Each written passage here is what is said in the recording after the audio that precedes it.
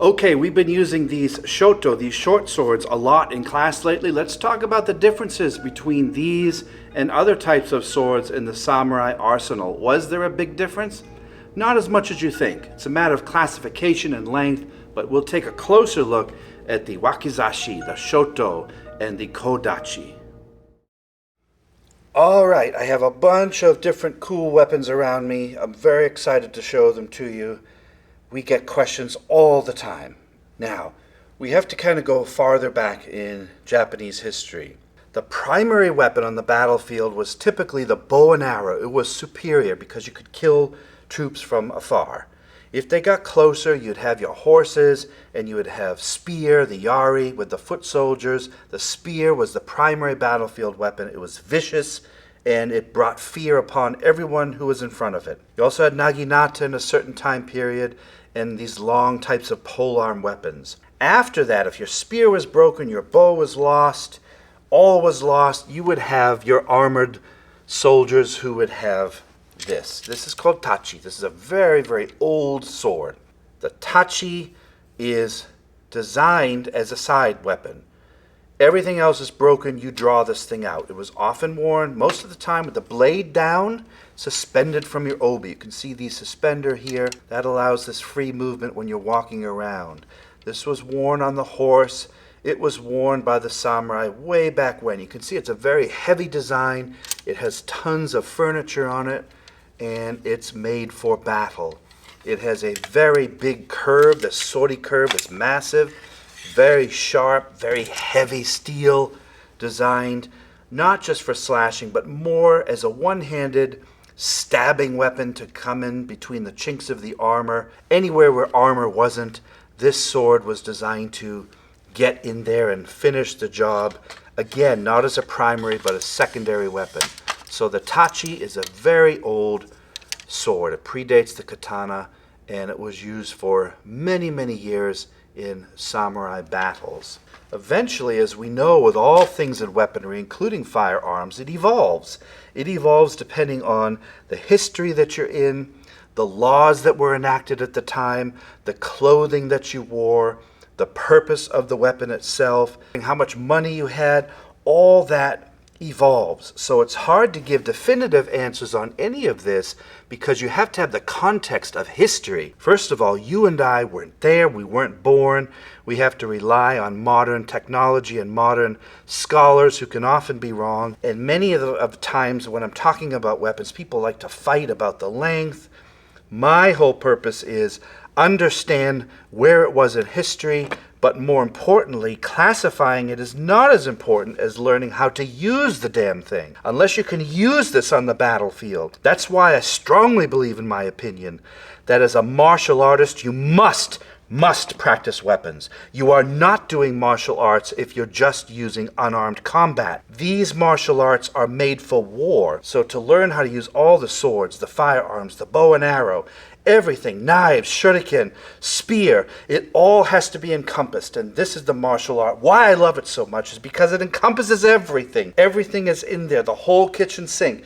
It's not just about punching or kicking. It's about the whole mindset of the warrior. Dominance on the battlefield, the strategy, the depth to it is incredible. So I get so excited talking about this stuff because it's never ending. Last night in class, we used the wakizashi, or the shoto, in class, a short sword. We used how to take the distance from the opponent and use a small weapon versus his large katana. Anyway, getting back. Tachi. Tachi evolves into the katana.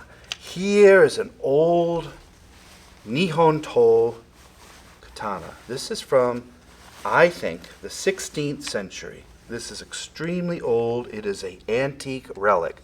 I have shown videos on that before. Look how small that sucker is. This is a small sword. But why does it look so large back then? Because the samurai were small. They were short. Very, very small. So this to me is a very small, almost like a kodachi. It looks like a small sword to me. But to them, this was a full-length katana. Can you see the shortness of the ska handle? It's only about 10 inches or so. And then the blade itself is very, very short and thin. Now, let me show you this beauty. here compared to a modern replica of a katana. This is a katana here. Now, let's compare the size. Look at the katana difference between these two. It is astonishing. Can you see the length of the handle? Look, this one is massive compared to that one. The thickness of the blade is bigger on this one compared to that one. The length of the blade is hugely different, sometimes 5, 6, 7 inches longer. It is amazing the difference between these two swords. Let me hold them up and down for you to see. Can you see the difference there? Look at the difference. This to me would be one-handed, and this could be one or two. For my size, this is much too small. This is like a wakizashi to me, but that's what they wore hundreds of years ago because they were smaller, and you would wear a sword that would fit you. So, what's the difference between, we're talking about more short swords today, between a kodachi and a wakizashi? Not a lot. The main difference is, I'm going to use this one or this one here. This is a wakizashi. It's sharp, it's real, and it's a cool little sword, all adorned in green. This is a wakizashi, but for today's purpose, I'm also going to call it a kodachi because I don't have a kodachi with me. Kodachi. Ko means small. Dachi as in tachi, as in the sword. Kodachi, small sword. It's a Nihon to. Kodachi was Japanese made. But the main difference between kodachi and wakizashi is the length. The length of the kodachi was often fixed. It tended to be a fixed length. Let me draw this one out for you to show you the blade here. Kodachi were used mostly in the Kamakura period of Japanese history, which was 1185 to 1333. Old times, you would have had the Tachi on you, this thing, and you probably would have had one of these that probably would have been hanging with the blade down and fully adorned, hanging from your body or stuck on your obi belt. It's an older sword classification. Then it eventually evolves into the wakizashi. Hundreds of years later, all of a sudden, they're wearing it not this way, but they're wearing it with the sword up in the belt. The armor starts to dissipate more. The battles of Japan have stopped. Horseback riding is less. You're not having these massive battlefields where you need all these heavy weapons, so they become lighter, they become shorter. The wakizashi is, I hate to say the word modern, but it's closer in history. So waki means side. Zashi comes from the word tachi. So wakizashi, side inserted sword. And these were often the blade length about 12 to 24 inches. So the wakizashi of the modern samurai could be many different lengths. You can see this one here. This is about 24, 25 inch blade here. It's a hefty little short sword. And this was worn on the side of the samurai as part of a package called daisho, wearing the long and short sword together. Now, we also call this shoto. To is blade and sho means short or small. So here we have a shoto wakizashi. So I often will say grab a shoto or a wakizashi in class. It's basically pretty much the same. The length is many sizes. Now you might have a shorter wakizashi, which would be called a ko wakizashi, or you might have a long, big o wakizashi, which is close to the length of a katana. But these are beautiful little swords. Again, these could be worn on the side, blade up. So here's another katana, and together, if you wore two swords, it was called daisho, meaning big little. The samurai in the Edo period were by law allowed to wear two swords, and commoners sometimes were allowed to wear just one, which would be the wakizashi, the side sword. But the samurai being a privileged class, military class, you could wear two, a long and a short. Now, when you went indoors, you often put your long sword in the foyer or outside or on a katana kake here, this sword rack, and this would stay on your side the whole time. A lot of people don't know that the wakizashi was worn far more length of time as far as hours per day because you would wear this on your belt in the house. You were allowed to have a weapon at all times, so this little short sword here could be drawn out very quickly. It wasn't bulky, very short, easily maneuverable, could be taken out of the belt and put by your side, but worn more than the katana, could be worn indoors. In the Edo period, you could wear two. In my collection, which I have hundreds of swords, I only have two kodachi, and unfortunately I have both at home. But people often say, is kodachi the same? Almost, just that the length was a little bit different. The kushirai, the furniture, would have been a little bit different. But often I hear martial artists interchange kodachi, wakizashi, and shoto. Those three words often describe the short sword, and I don't disagree with that, because on the mat I'll say, grab me a wakizashi, grab me a shoto, grab me a kodachi. I'm talking about short length weapons that we're going to practice tonight. If I say grab me a katana or a tachi, I mean the same thing. I mean get me a long sword. If I say get me a yari, it means get me a spear.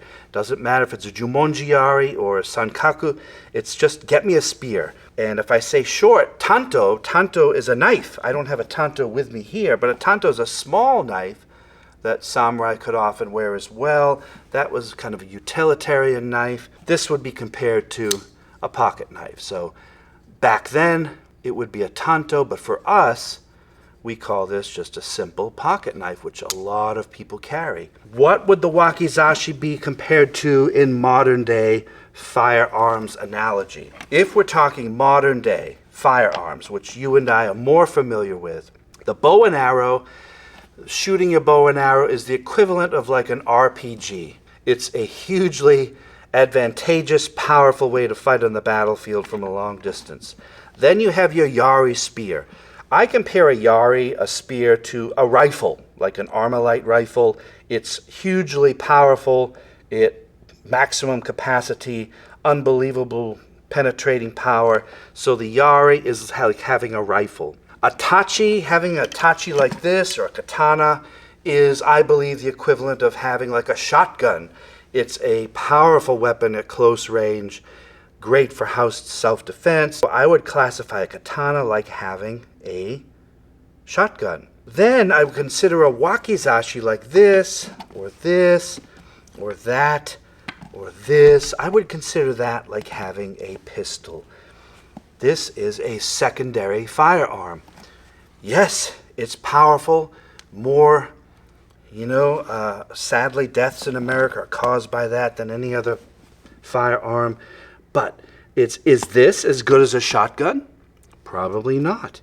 Is this as good as a rifle? No. But if you didn't have the other weapons and all you had was a 9mm like this, Glock or something like that, it's a lot better than nothing. Is having this better than that? Sure. Yeah. Huge advantage. Is having this as good as that? No. Tachi is superior, I believe, to the wakizashi.